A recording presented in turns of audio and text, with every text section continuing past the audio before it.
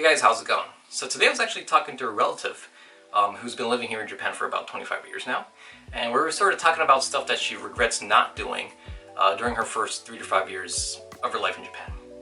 And you know, she was talking about certain things, certain actions that she could have taken that could have taken her on a different path. So yeah, that's number one. And actually, I was actually born and raised here in Japan, so even today I talked to my international student friends from college, and they kind of shared the same thing.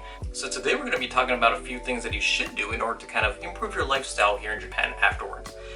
But before we start, my name is Sean Nairn, and I'm the founder of LanguageAccountability.com, where we help you learn Japanese. So the first thing I want you to think about when you first arrive in Japan is, guys, please learn Japanese. Okay, let's be real. To be honest, yeah, it's true that there are a lot of jobs out there that don't require Japanese. But like I said, that relative that I talked to today kind of was sharing the same concern about new people coming into Japan. You know, new students, new people who work here. She was saying that because she didn't learn the language at first, her chances of getting a better opportunity kind of decreased over time. So that's one thing that you got to think about. And on the other hand, I know a lot of people who actually learned the language pretty well, and then, you know, after a few years, they got a better position at work, or, you know, they got a better relationship with someone else. You know, they got married here because they know language, you know, stuff like that, right? So please learn the language. So the second thing I want to point out here is don't say no to everything, okay? This is actually important for, you know, not only people in Japan who study in Japan, but people who live in a foreign country that's, you know, that's actually not your country. And the reason why is I kind of remember this one time when there was this freelance photographer in our on campus in our college, and he was talking to us. You know, he was saying something like, you know, we have this like day gig. I'll pay $200 for it if you come on Saturday. You guys look like the perfect candidate.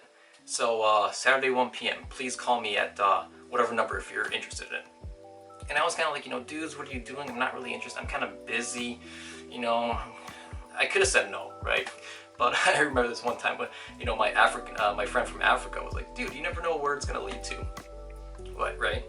And I kind of reluctantly went to where we're supposed to go, and it turns out that I wasn't really interested in it. But all the other friends told me that they would pay for my transport, and they would pay for my lunch break. Meaning they actually like brought me to a famous udon restaurant to eat really good noodles. So the whole thing was for this like travel website in Kanazawa. So you know, in the morning I had for lunch I had some good noodles. In the afternoon I had some good seafood at Omicho Ichiban in Kanazawa, and at night I had some good dessert as well. You know, dinner was paid for and all that. So I was kind of going on this you know, good food trip for free. Actually, they paid me $200 for it, so that was pretty cool.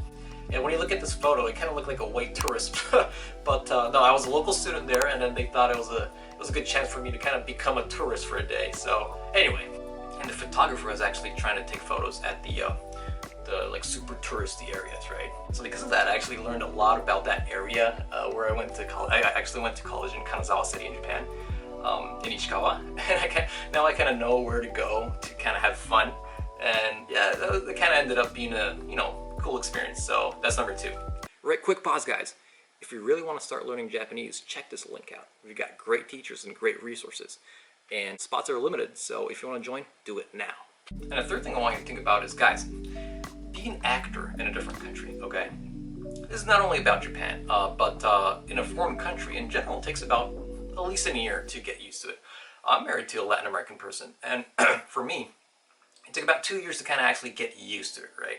So what I mean by being an actor is, of course you're going to hate it at first. It's not going to be all rainbows and butterflies, but I've seen a ton of people do this, okay?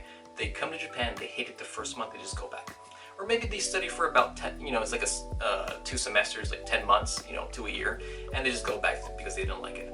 But, like Steve Jobs says, you can only connect the dots after you've done it, not before, right? And I also know a ton of people who went through that, you know, struggling phase for about, you know, maybe even 4 to 5 years. And then after that, they found out they just loved it, you know. They just loved the fact that they didn't give up. They loved the fact that they never, they always said, I'll just put up with it without just giving up, right? And yeah, I would say again that in a different culture, it takes about at least a year or two to kind of get used to that culture. So please remember that, okay? You can have your Chinese or European or American personality, but you also need to be able to kind of wear that Japanese mask in order to kind of put up with the BS that goes on sometimes. Alright, so those are 3 things that I would be careful about when arriving in Japan. So yeah, please, if you like the video, subscribe and give me a thumbs up. If you have any questions, please comment below. Alright, until next time, bye-bye.